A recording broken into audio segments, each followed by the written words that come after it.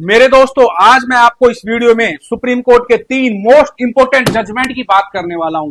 जी हां, अगर आपकी बीवी ने आप पर कितने ही संगीन आरोप लगा दिए हो, कितने ही सेक्शन में केस कर दिए हो, आपको डरने की जरूरत नहीं है। जी हां, क्योंकि आज मैं आपको 3 बड़े लैंडमार्क जजमेंट डिस्कस करने वाला हूं।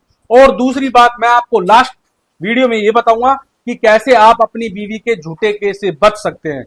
जी हां, ताकि आपका पैसा, टाइम और मेंटल हेल्थ बच सके। तो बने रहे मेरे साथ इस वीडियो में। मैं हूं आपका दोस्त वीरेंद्र चौहान फ्रॉम शौर्य सॉल्यूशन। पहले जजमेंट की बात करते हैं। Mirza Iqbal versus state of UP, दिसंबर 2021 का जजमेंट है भैया। इसमें क्या होता है, एक पत्नी अपने पति पर और ससुराल वालों पर, सास ससुर पर, ननद पर, देवर पर भैया आईपीसी सेक्शन 498 की एफआईआर करवा देती है। अब पति थोड़ा समझदार था, वह हाई कोर्ट में चला जाता है। हाई कोर्ट उसकी पेटिशन रिजेक्ट कर देता है, मना कर देता है कि भैया आपकी एफआईआर हम पास नहीं करेंगे। इससे एग्रीड होकर फिर ये पहुंचता है सीधा सुप्रीम कोर्ट। तो सुप्रीम कोर्ट एफआईआर की स्टडी करता है, सारी चीजें देखता है। तो सुप्रीम कोर्ट एक गाइडलाइन पास करता है, कहता है अगर ससुराल वालों का कोई एक्टिव रोल नहीं है, मतलब अगर भैया जो सास ससुर है, ननद है, देवर है, उन्होंने उस और महिला के साथ कुछ नहीं किया है, तो उसके अगेंस्ट एफआईआर लॉन्च करवा भी दी गई है झूठी, तो वह एफआईआर चलने लायक नहीं है, उसको खत्म होनी चाहिए। तो सुप्रीम कोर्ट ने इस एफआईआर को खत्म कर दिया। दूसरी बात, सुप्रीम कोर्ट ने बोला अगर बीवी ने स्पेसिफिक एलिगेशन मेंशन नहीं किए हैं। जी हाँ, एक तो कॉमन एलिगेशन होता है, एक होता है स्पेसिफिक एलिगेशन। जी हाँ, इंसिडेंट बताना, एक्सप्लेन करना कि भैया कैसे उसके साथ क्रूरल्टी हुई, मारपीट हुई, दहेज मांगा है, सारी चीजें लिखी होती है। तो ये भी चीजें ऑब्जर्व की गई मिर्जा इकबाल के केस के अंदर। तो सुप्रीम कोर्ट ने इस एफआईआर को क्वाश करा दिया। जी हाँ, तो दोस्तों अगर आपका केस ऐसा ही है, आपके केस की सरकमस्टांस, कंडीशन, सिचुएशन ऐसी है, तो 100% आपकी एफआईआर क्वाश होगी, बशर्ते आपके पास एक अच्छा सा एडवोकेट होना चाहिए। अब सुप्रीम कोर्ट के दूसरे जजमेंट की बात करते हैं, Geeta Mehrotra versus state of UP. जी हाँ, सुप्रीम कोर्ट ने इस केस में कहा था अगर पत्नी के साथ क्रूरल्टी होती है, सास ससुर ननद देवर उसके साथ क्रूरल्टी करते हैं, हरेसमेंट करते हैं, तो उस पत्नी को एक एक चीज डिटेल में रोल मेंशन करना पड़ेगा कि मेरी सास ने क्या क्या, मेरे ससुर ने क्या क्या, मेरे पति ने क्या क्या, इस प्रकार से। अदरवाइज एफआईआर पास होगी। जी हाँ, मतलब हर एक पर्सन का स्पेसिफिक रोल और एक्टिव रोल एफआईआर में नजर आना चाहिए। जी हाँ, स्पेसिफिक एलिगेशन मेंशन होने चाहिए, अदरवाइज एफआईआर चलने लायक नहीं है। दोस्तों अब सुप्रीम कोर्ट के तीसरे जजमेंट की बात करते हैं, मोस्ट इंपोर्टेंट जजमेंट की। जी हाँ, Ramesh versus state of Tamil Nadu, 2005 का जजमेंट है सुप्रीम कोर्ट का।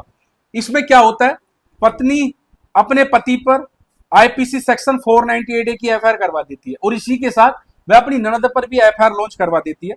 तब यह मैटर सुप्रीम कोर्ट में पहुंचता है। तो सुप्रीम कोर्ट कहता है कि भैया आपकी जो ननद है, ननद की शादी हुई है, वो ससुराल में रहती है, ठीक है, उसने क्रूरल्टी की है, कैसे की है, आपको एक एक चीज मेंशन करनी पड़ेगी।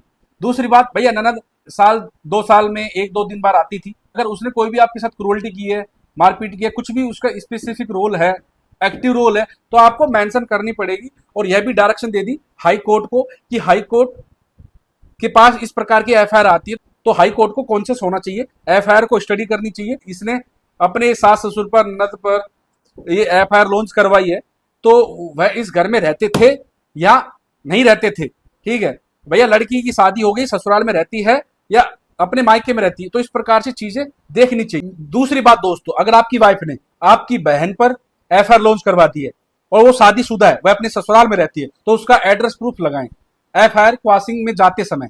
सेकंड बात, अगर आपके रिश्तेदार आपके साथ नहीं रहते, आपके बड़े भाई बहन, छोटे भाई बहन आपके साथ नहीं रहते, फिर भी आपकी वाइफ ने भैया झूठी एफआईआर करवा दी है, तो एक काम करो, उनके एड्रेस प्रूफ लो, फोटोकॉपी करो और पेटिशन के, जब पेटिशन ड्राफ्ट करोगे ना, क्रॉसिंग में जाओगे, तो उसका एड्रेस प्रूफ अटैच कर देना, एफआईआर पास होगी। जी हाँ, और सुप्रीम कोर्ट का ये जजमेंट है ना, ये जो 3 जजमेंट बताए मैंने आपको, इन जजमेंट को यूज करो। और भी काफी जजमेंट है, Achil Gupta versus state of Haryana, ठीक है, ये काफी जजमेंट है, कैकसान कौशर।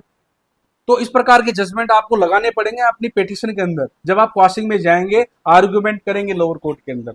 जी हाँ दोस्तों आपके केस की क्या प्रकृति है, क्या सिचुएशन है, क्या कंडीशन है, आई डोंट नो, ठीक है, मुझे नहीं पता, लेकिन आपको अपने नियर बाई जो आपके एडवोकेट है उनसे सलाह ले सकते हैं, या आप हमसे ऑनलाइन कंसल्टेशन ले सकते हैं, हमारी कुछ पेड सर्विसेज होती है। अब मैं दोस्तों आपको एक रेमेडी बताता हूं। अगर आपकी वाइफ ने आप पर एफआईआर करवा दी है तो आपको क्या करना है, आपको सबसे पहले क्या करना है, एंटीसेमेट्री बेल ले लेनी है। जी हाँ, आराम से इजीली आपको सेशन कोर्ट से मिल जाएगी, या सेशन कोर्ट में एंटीसेमेट्री बेल रिजेक्ट हो जाती है तो आप हाई कोर्ट में जाओ, सुप्रीम कोर्ट में जाओ, ठीक है, ये आपके पास रेमेडी होती है। और सेकंड, जैसे एंटीसेमेट्री बेल मिलती है आपको सीधा क्वाशिंग में जाना है, भारतीय नागरिक सुरक्षा संहिता का सेक्शन 528 को यूज करते हुए नियर बाई आपका जो ज्यूरिडिक्शन पड़ता है हाई कोर्ट का, वहां पर जाना है और एफआईआर को क्वाश करवाना है। अगर आपके पास सॉलिड एविडेंस है और आपके केस की जो प्रकृति है, आपको लगता है कि मेरा केस खत्म हो जाएगा, कोई इसके पास सबूत नहीं है, सामने वाली पार्टी तो भैया रिवेंज में आकर, मैलिशियस इंटेंस में आकर एफआईआर लॉन्च करवा दी है और मैं हाई कोर्ट में जाऊंगा, मेरी एफआईआर क्वाश हो जाएगी, तो आप हाई कोर्ट में जाएं और एफआईआर को क्वाश करवाएं। अभी मैंने आपको 3 जजमेंट बताए हैं, Geeta Mehrotra versus state of UP, Ramesh versus Tamil Nadu. ये जो जजमेंट बताए हैं ये सुप्रीम कोर्ट में नहीं जाते तो जजमेंट बनता, मिसाल कायम होती, समझ रहे हो? तो आपको जाना है सुप्रीम कोर्ट तक और लास्ट तक लड़ाई लड़नी है। तो दोस्तों वीडियो कैसी लगी? अगर अच्छी लगी तो लाइक कर दे, शेयर कर दे, सब्सक्राइब कर दे। Thank you.